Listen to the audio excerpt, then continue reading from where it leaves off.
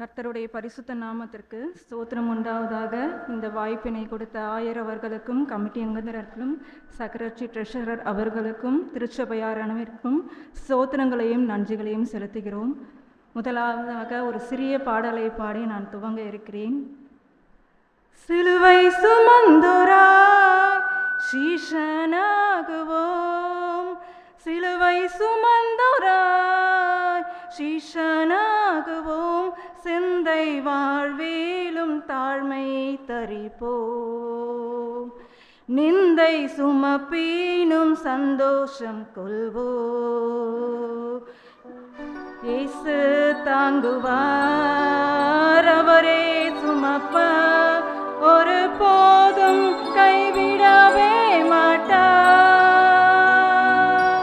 இயேசு தாங்குவார், அவரே சுமப்பார், ஒரு போதும் கைவிடவே மாட்டார். அல்லேலூயா, அல்லேலூயா, அல்லேலூயா, அல்லேலூயா, அல்லேலூயா, அல்லேலூயா, அல்லேலூயா, அல்லேலூயா. சீஷன் என்பவன் குருவை போலவே, சீஷன் என்பவன் குருவை போலவே, தனக்காய் வாழாமல் தன்னையும் தருவானே, தனக்காய் வாழாமல் தன்னையும் தருவானே. பரலோக சிந்தை கொண்டு உமக்காய் பணி செய்வேன் நான் அனுதினமும். பரலோக சிந்தை கொண்டு உமக்காய் பணி செய்வேன் நான் அனுதினமும். அல்லேலூயா, அல்லேலூயா, அல்லேலூயா, அல்லேலூயா. ஆண்டவர் மூன்றாவது வார்த்தையாக, ஸ்ரீயே அதோ உன் மகன், அதோ உன் தாய். ஒரு சிறிய கதையை சொல்லி நான் ஜெபிக்க விரும்புகிறேன். ஒரு விவசாயி ஒருத்தர் கோழி குஞ்சுகளை வளர்த்து கொண்டிருந்தாராம். அந்த இடத்துல அந்த கோழிகள் அழகாக தன்னுடைய வயல்வெளிகளிலே சுற்றி திரிந்து அழகாக வாழ்ந்து கொண்டிருந்ததாம். அப்பொழுது அந்த விவசாயி நிறைய அந்த முட்டைகளை அந்த கோழியின் இடத்துல கொண்டு போய் அடைக்காத்து அந்த குஞ்சுகளை பொறிக்க என்ன பண்ணதான், அந்த கோழி குஞ்சுகளை அடைக்காத்து என்ன பண்ணுச்சு, அந்த கோழி குஞ்சுகளை பொறித்து எடுத்துதான். அப்போ அந்த கோழி குஞ்சுகளை பாதுகாத்து அதன் வழியில் நேர்வழி பாதையில் நடத்தி கொண்டே இருந்ததாம். அப்பொழுது அந்த கூட்டில் இருக்கிற அந்த கூடுகள் முழுவதும் அந்த கோழி குஞ்சுகளின் சத்தம் அழகாக கேட்டுக்கொண்டே இருந்ததாம். அப்போ அந்த விவசாயி என்ன பண்ணுறாராம், ஒரு நாள் என்ன ஆச்சு, அந்த கூட்டில் திடீரென்று தீப்பிடித்து கொண்டதாம். அந்த தீப்பிடித்து கொண்ட உடனே அந்த கூட்டில் இருக்க கோழி குஞ்சுகளெல்லாம் ரொம்ப அலறல் சத்தம் கேட்டு ரொம்ப கஷ்டப்பட்டு வேதனையோடு இருந்ததாம். அப்போ அந்த கோழி அந்த தாய் கோழி என்ன பண்ணுச்சான், அந்த கோழி குஞ்சுகளை தன் சிறகுகளால் மூடி என்ன பண்ணுச்சான், பாதுகாத்து அந்த கூட்டிலேயே, ஏன்னா அந்த எரிஞ்சு கொண்டு அந்த நெருப்பில் என்ன பண்ண முடியாது, வெளியே வர முடியாது. அதனால் அந்த தாய் கோழி என்ன பண்ணுச்சான், தன்னுடைய குஞ்சுகளை அரவணைத்து அந்த இடத்துல என்ன பண்ணுச்சான், அது அப்படியே மூடி பாதுகாத்து கொண்டிருந்ததாம். அப்போ ஆண்டவர் ஒரு வசனத்தை சொல்கிறாரு.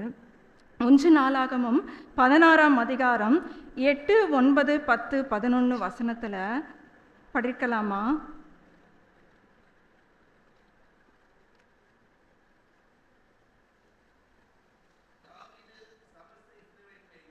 பதினாறு 8, 9, 10, 11. கர்த்தரை துதித்து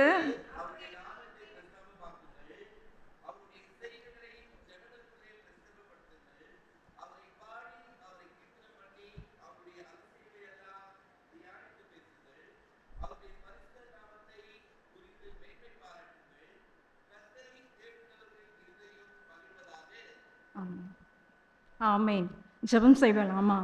ஆண்டவரே, இந்த 3-6 வார்த்தையாக ஆண்டவர் முன்மொழிந்த வார்த்தை, ஸ்ரீயோ அதோ உன் மகன், அதோ உன் தாய் என்று ஆண்டவரே சிலுவையில் ஆண்டவர் முன்மொழிந்த வார்த்தையை இயேசப்பா நான் பேச விரும்புகிறேன். நீர் என்னோடு கூட பேசும்படியாக ஆண்டவரே, உம்முடைய வார்த்தை வெளிப்படும்படியாக ஆண்டவரே நாங்கள் செபிக்கிறோம் கர்த்தாவே. இந்த வார்த்தையின் மூலயமாக ஒவ்வொரு மனதிலும் இயேசப்பா தொடப்படும்படியாக ஆண்டவரே நாங்கள் செபிக்கிறோம் கர்த்தாவே.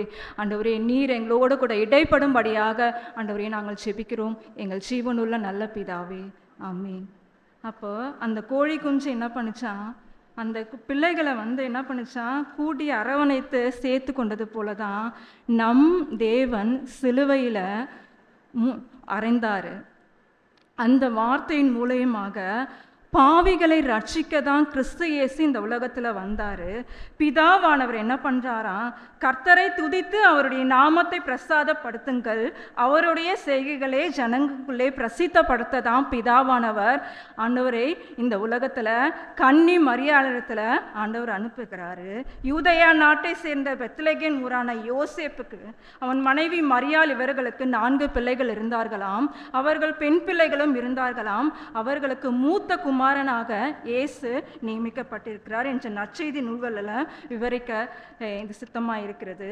அன்பார்ந்த திருச்சபை மக்களே, 3 தடவையாக தன்னுடைய தாயின் வேதனையை, தமக்கு இருந்த பாசத்தினை ஆண்டவர் என்ன பண்ணுறார், அந்த சிலுவையில் நினைவு கூறுகிற தேவனாயிருக்கிறார். சிலுவையை சுற்றி பல சத்தங்களை கேட்கிறோம். பிரதான ஆசார்களின் நிந்தை சொற்கள் ஒரு பக்கம், சூதாடி கொண்டிருக்கின்ற போர்ச்சேவர்களின் சத்தம் மறுபக்கம், இயேசுவை தலை தூக்கி பரியாசம் செய்தோர்களின் ஒரு சத்தம் ஒரு பக்கம், அவருடைய வேதனை, அவருடைய காயங்களின் வேதனை ஒரு பக்கம், அதன் நடுவில் தன் தாய் கதறிய குமுறலை அவர் கேட்கின்ற தேவனாயிருக்கிறார். எவ்வளோ நிந்தை சொற்களில் அந்த இடத்துல ஆண்டவருக்கு எவ்வளோ இழிவான சொற்களை நம்ம கேட்டுக்கொண்டிருப்போம். ஆனால் ஆண்டவர் என்ன பண்ணுறாரு, தன்னுடைய பிதாவின் சித்தத்தை நிறைவேற்ற தன்னுடைய நம்முடைய பாவங்களை அவர் ஏற்றுக்கொண்டு சிலுவையில் சுமந்தாராம். தமக்காக தன் ஜீவனை விட்டாராம். தனக்கு என்ன, நம்மளுடைய தேவை என்னதென்று அவர் அறிந்திருக்கிற தேவனாயிருக்கிறார். அதனால தான் தன் தாயாகிய மரியாளின் தேவையை, அவருடைய கண்ணீரையும் என்ன பண்ணுறாரு ஆண்டவர் அந்த இடத்துல பார்க்கிற தேவனாய் இருக்கிறார். ஒரு 3 விதமான காரியங்களை நான் சொல்லி முடிக்க விரும்புகிறேன். முதலாவது என்ன, ஆண்டவர் தேவனுடைய பிதாவனுடைய சித்தத்தை நிறைவேற்றுகிற தேவனாயிருக்கிறார். மார்க் 3ஆம் அதிகாரம் 32-35 வசனம் முழுவதும் பார்க்கும்போது, கலிலேயாவில் யூதாவில் ஆண்டவர் என்ன பண்ணி கொண்டிருந்தார், பிரசங்கித்து கொண்டிருந்தாராம். அந்த இடத்துல அவர் பிரசங்கத்தினை கேட்க ஆவலோடு என்ன பண்ணாங்களாம், அவங்க சுற்றிலும் அந்த ஜனங்கள் உட்கார்ந்து கொண்டிருந்தார்களாம். அவர் என்ன பேச போகிறார், அவர் என்ன நம்மளுக்காக சொல்ல போகிறார் என்று அவருடைய பிதாவின் சித்தத்தின்படி என்ன பண்றாரு, அந்த இடத்துல பிரசங்கித்து கொண்டிருந்தாராம். ஆனால் தன்னுடைய தாயின் தேவைகளை அனைத்தையும் முடித்த பின்புதான் தன்னுடைய பிதாவின் சித்தத்தை அவர் நிறைவேற்ற விரும்புகிற தேவனாயிருக்கிறார். தன்னுடைய 17 வயதிலேயே என்ன பண்ணுறாரு, யோசேப்பு மரித்து போகிறாரு. அதன்படி என்ன பண்ணுறாரு ஆண்டவர், தன்னுடைய சகோதரர்களுக்கு தேவையான கடமைகளையும் தன் சகோதரிகளுக்கு தேவையான கடமைகளையும் செய்துவிட்டு தான் 30வது வயதில் ஆண்டவர் என்ன பண்ணுறாரு, பிதாவின் சித்தத்தை நிறைவேற்றுகிற தேவனாக இந்த உலகத்தில் வந்தார். மார்க் 2ஆம் அதிகாரம் 17ஆம் வசனத்தில் ஆண்டவர் என்ன சொல்லியிருக்காரு, வாசிக்கலாமா?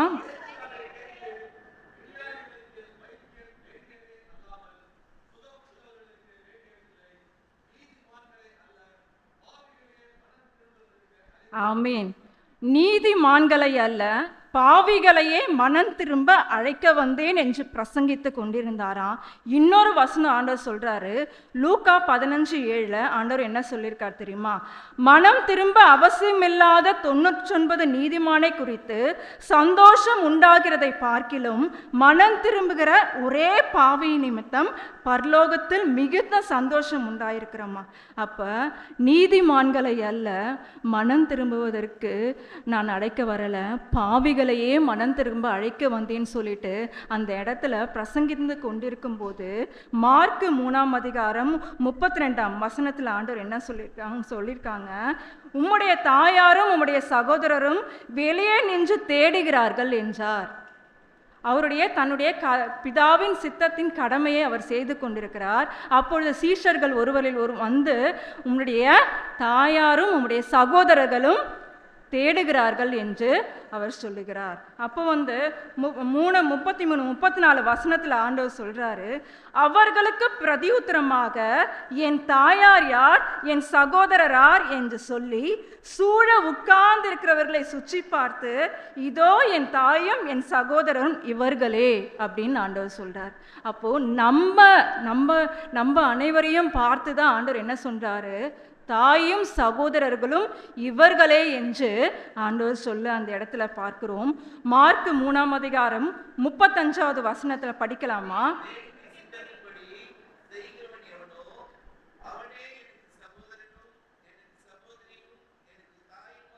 ஆமென்.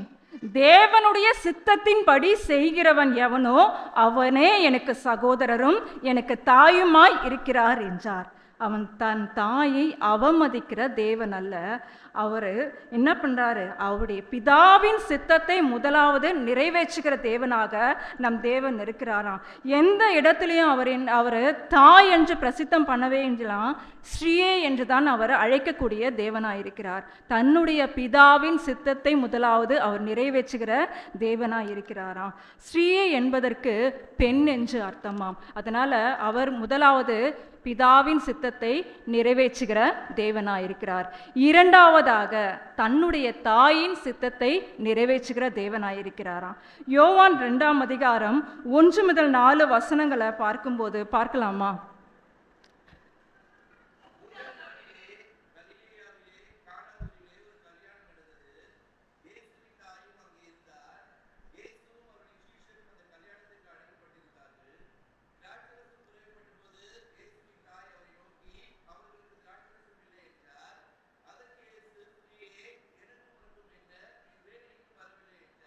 ஆமீன். அப்போ ஆண்டவர் அந்த இடத்துல என்ன பண்றாங்க, மரியாள் போயிட்டு, உங்களுக்கு அனைவருக்கும் தெரிந்த ஒரு வாக்கியம்தான், கானா ஒரு கல்யாணத்துல திராட்சரசம் குறைவுபட்டது. ஆனா ஆண்டவர் என்ன பண்றாரு, ஆண்டவரத்துல மரியாள் தன்னுடைய தாயாகிய மரியாள் சொல்றாங்க, மகனே திராட்சரசம் இங்க குறைவுபட்டது, நீ எதனா ஒன்று செய்யுப்பா அப்படின்னு சொல்லிட்டு. ஏன்னா அவர் கன்னி வயிற்றில் இந்த பிதாவின் சித்தத்தை நிறைவேற்றுகிற தேவனா இருக்கிறார் அல்லவா, அவர்களுக்கு தெரியும் அல்லவா. அதனால ஆண்டவரத்துல போய் கேட்கிறாரு. அப்போ ஆண்டவர் சொல்றாரு, ஸ்ரீயே எனக்கும் உனக்கும் என்ன, என் வேலை இன்னும் வரவில்லை அப்படின்னு ஆண்டவர் சொல்றாராம்.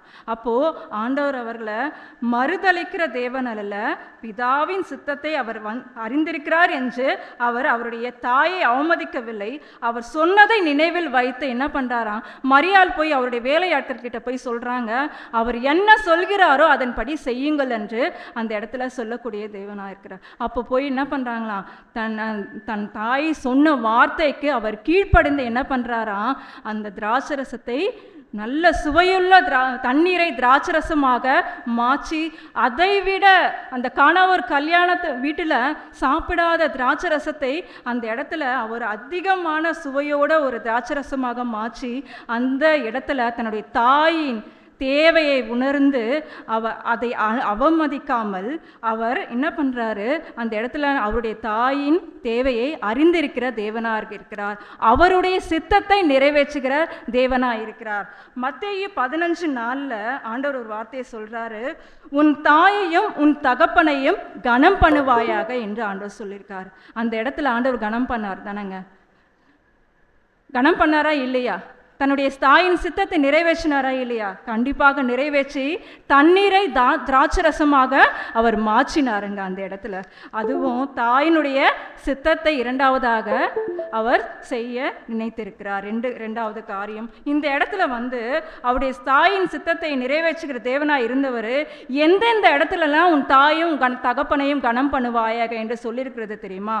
மத்தேயு 15:4 ஆண்டவர் சொல்லியிருக்காரு, மத்தேயு 19:19 சொல்லியிருக்காரு, மார்க் 7:10 சொல்லியிருக்காரு, மார்க் 10:19 சொல்லியிருக்காரு, லூக்கா 18:20 சொல்லியிருக்காரு, எபேசியர் 6:3 இந்த வசனங்கள் படி எல்லாவித காரியங்களையும் உன் தாயையும் உன் தகப்பனையும் கனம் பண்ணுவாயாக. அப்ப பிதாவின் சித்தத்தையும் நிறைவேற்றிட்டாரு, என்ன தாயின் சித்தத்தையும் அவர் நிறைவேற்றி விட்டார் அந்த இடத்துல. மூன்றாவதாக தேவனுடைய சித்தத்தை நிறைவேற்றுகிற தேவனாய் இருக்கிறார். அப்போ தாயினும் சித்தத்தை நிறைவேற்றிட்டாரு, பிதாவினுடைய சித்தத்தை நிறைவேற்றுறார். மூன்றாவதாக அவருடைய பிதாவின் சித்தத்தை, தேவனுடைய சித்தத்தையும் நிறைவேற்றுகிற தேவனாய் இருக்கிறார். அப்போஸ்தலர் 1:14 படிப்போமா?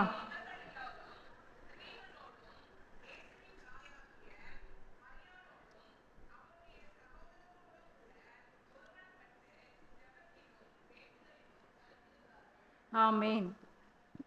இயேசப்பா சிலுவையில் அரைஞ்சிட்டாங்க, அவர் 3ஆம் நாள் உயிர் எழுந்துட்டாரு. ஆனால் அந்த இடத்துல என்ன பண்ணுறாங்க, 120 பேர் என்ன பண்ணுறாங்க, ஆண்டவர் பரலோக ராஜ்யத்துக்கு போக வேண்டும் என்று என்ன பண்ணுறாங்க, மரியாளும் அவர்கள சகோதரரோடும் கூட சீஷர்களோடும் கூட என்ன பண்ணுறாங்க, 120 பேர் அந்த இடத்துல கூடி ஒருமித்து ஜெபம் பண்ணிடுறார்கள். அந்த அதிகாரம் முழுவதும் நம்ம வாசித்து பார்ப்போமானால் தன்னுடைய எல்லா கடமைகளையும் முடித்து விட்டு என்ன பரலோக ராஜ்யத்துக்கு தம்முடைய பிதாவின் சித்தத்தை நிறைவேற்றுகிற தேவனாக அந்த இடத்துல ஆண்டவர் என்ன பண்றாராம், இருக்கிறாராம். 40 நாளும் என்ன பண்றாரு, தன்னுடைய தேவைகளை சீஷர்களுக்கு என்னென்ன சொல்ல வேண்டுமோ அதன் எல்லாவற்றையும் அவர் என்ன பண்றார், செய்து முடிக்கின்ற தேவனாக இருக்கிறாரு. அதனாலதான் மரியாளும் சகோதரரும் கூட அவர்கள் ஒருமித்து என்ன பண்றாங்க, ஆண்டவர் பரலோக ராஜ்யத்துக்கு போகணும்னு சொல்லிட்டு அவர்கள் ஒருமித்து ஒன்று கூடி ஜெபித்தார்களாம். அப்பொழுதுதான் யோவான் 3:5 ஆண்டவர் சொல்லியிருக்காரு, ஒருவன் ஜலத்தினாலும் ஆவியினாலும் பிறவாவிட்டால் தேவனுடைய ராஜ்யத்தில் பிரவேசிக்க மாட்டான் என்று மெய்யாகவே மெய்யாகவே உங்களுக்கு சொல்லுகிறேன் என்றார்.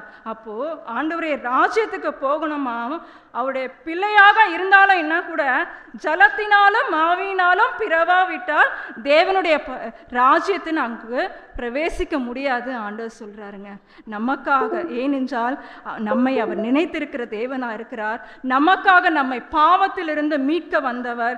தன்னுடைய தாயின் தேவைகளையும் அவர் அறிந்தவர். அவர் தன் தாயின் கடமைகளையும் என்ன பண்றாரா, அந்த இடத்துல எல்லாவற்றையும் முடித்த பின்புதான் என்ன பண்றார், தன்னுடைய 30வது வயதில் அவர் என்ன பண்றாரு, பரலோக தேவனுடைய ஊழியத்தை செய்து முடித்த பின்பு பரலோக ராஜ்யத்துக்கு போகணும் அப்படின்னு சொல்லிட்டு போறாரு.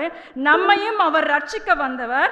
அவர் நம்மை பாவத்திற்குள்ளாக நடக்காதவனும் நம்மை ரட்சிக்க ஜீவனை விட அவர் நம்மை நேசிக்கிற தேவனாக இருக்கிறார். அவர் மரியாளின் தனிமையை உணர்ந்து என்ன பண்றாராம், சீமோனுடன் அதோ உன் தாய் என்று சொல்லுகிறார். தன் தாயின் வேதனையை அவர் என்ன பண்றார், அந்த இடத்துல நினைவு கூறுகிற தேவனாய் இருக்கிறார். நான் உங்களில் அன்பாய் இருக்கிறேன், என்னுடைய அன்பிலே நிலைத்திருங்கள் என்று பிதா அவர்களிடத்தில் சொல்றார். யோவான் 15:9 பிதா என்னில் அன்பாய் இருக்கிறது போல நானும் உங்களில் அன்பாய் இருக்கிறேன், என்னுடைய அன்பிலே நிலைத்திருங்கள் என்று தன் தாயின் அன்பு செலுத்த சொல்லுகிறாராம். தன் தாயின் தேவைகளை உணர்ந்து நம்மை காக்கிற தேவனாக இருக்கிறாராம். யோவான் நூல்ல முக்கிய கட்டளை என்னன்றாக்கா, ஒருவரில் ஒருவர் அன்பாயிருங்கள். அப்போ பிதா தன்னுடைய பிள்ளைகள் இடத்துல அன்பாய் இருக்கிற போல நம் தேவன் நம்மிடத்துல எப்படி இருக்கிறாராம், அன்புள்ளவர்களாகவே நம்ம இடத்துல இருக்கிறார் என்றது இந்த நாளிலே நம்ம சொல்ல வருகிறோம். தனது வார்த்தைகளையே நம்பி சிலுவையின் அடியில் நிற்கும் மக்களை பார்த்து ஒருவரை ஒருவர் பொறுப்பெடுங்கள், யாரையும் விடாதிருங்கள், யாரையும் என்ன பண்ணுங்க, பெண்களை தாயாக ஏற்றுக்கொள்ளும் மனப்பான்கை உடையவர்களாக நம்மன் கடவுளின் இயக்கம் தொடர இந்த உறவு அவசியம் என்பதை இயேசு உணர்ந்தே அந்த இடத்துல கூறியிருப்பாரா. முடிவாக அன்பு இறைமக்களே, இந்த உலகத்தில் பிறந்த நாம் எல்லாரும் தனியா மனிதருக்கு ஆணாக இருந்தாலும் பெண்ணாக இருந்தாலும் தாயும் தந்தையும் இருக்கிறார்கள் என்பதை நாம் மறக்க முடியாது. இந்த தாயின் மீது எப்படி அன்புள்ளவர்களாக இருக்கிறோம், அவர்கள் மீது எப்படி கருணை செலுத்துகிறவர்களாக இருக்கிறோம், எந்த அளவிலே அவர்களை பாதுகாக்கிறோம், எந்த அன்பு செலுத்துகிறோம் என்று நம்ம சற்று யோசித்து பாருங்கள். நம் ஆண்டவரை போல பண்பு கொண்டவர்களாக இருந்தால் இந்த உலகத்தில் முதியோர் இல்லங்கள் இருந்திருக்க கூடாது, துவங்க அவசியமே இருக்காது என்ற இந்த நாளிலே ஆண்டோடைய வார்த்தைகளை கேட்கிறவளாக மாத்திரமல்ல, அதை நம் செயலிலே செயல்படுத்தக்கூடிய மக்களாக நாம் இருக்க வேண்டும் என்று ஆண்டவர் சொல்றார். அப்போ ஆதியாகமம் 48:12 ஆண்டவர் சொல்றாரு, ஒரு வார்த்தையை சொல்றாங்க, வாசிக்கலாமா? ஆதியாகமம் 48:12 ஒரு வார்த்தை சொல்லிருக்கிறது.